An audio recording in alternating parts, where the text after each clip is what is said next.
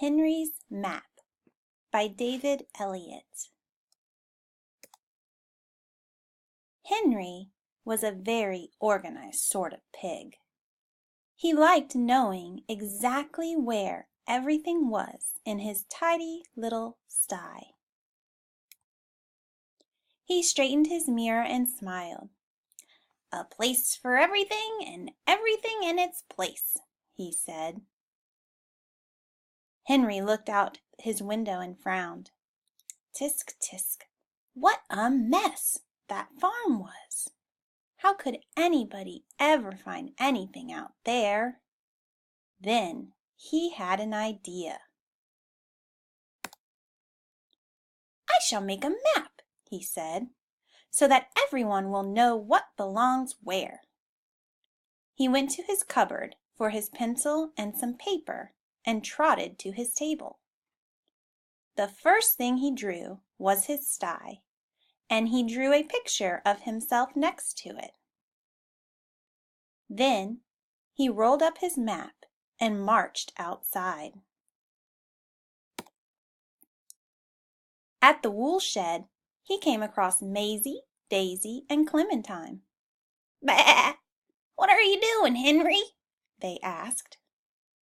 "I'm making a map of the farm," said Henry. "Oh, how exciting!" cried the sheep. "Are we in it?" "You are right here," said Henry, and he drew a square for the wool shed with 3 sheep beside it. The sheep clapped their hooves together.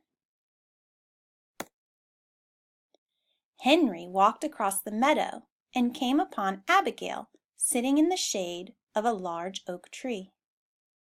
"Hello, Henry! What are you doing?" asked Abigail. But before he could answer, the sheep cried, "Bah! He's making a map of the farm, and we're in it." "Really?" said Abigail. "Can I be in it too?" "Certainly," said Henry, and he drew a scribbly circle for the oak tree and a picture of the cow.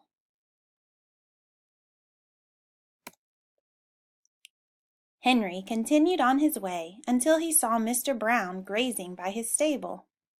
"Hello, Henry! What are you doing?" neighed Mr. Brown. Maisie, Daisy, Clementine, and Abigail quickly shouted, "He's making a map, and we're all in it." "Remarkable!" snorted Mr. Brown. "Is there room for a horse?" "Of course," said Henry. He took out his pencil and drew a square for the stable and a picture of a horse.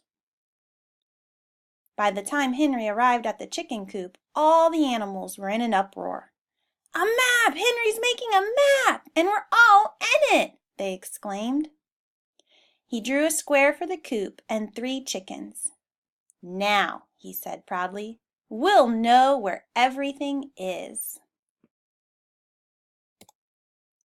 "Follow me," said Henry, leading the other animals up the hill.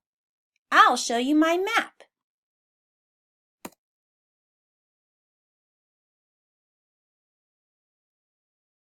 Henry's map. Henry's sty, the wool shed, the tree, the stable, and the chicken coop. All the animals looked at the farm. Then they looked at the map. And then they looked at the farm again. "But we're not there!" bleated the sheep. "We're gone!" whined Mr. Brown. "Oh, no!" mooed Abigail. "Where did we go?" squawked the chickens. Henry looked out at the empty farm.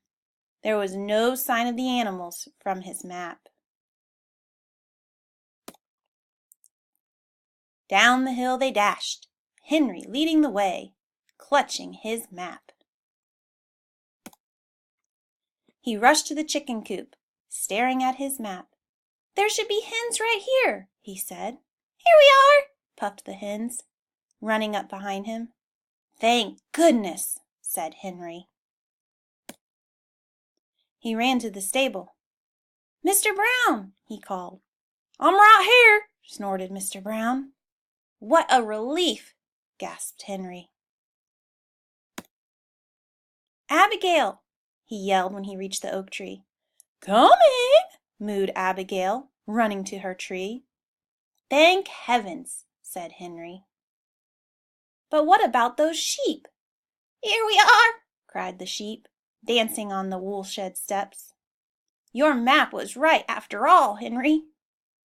But Henry needed to be sure.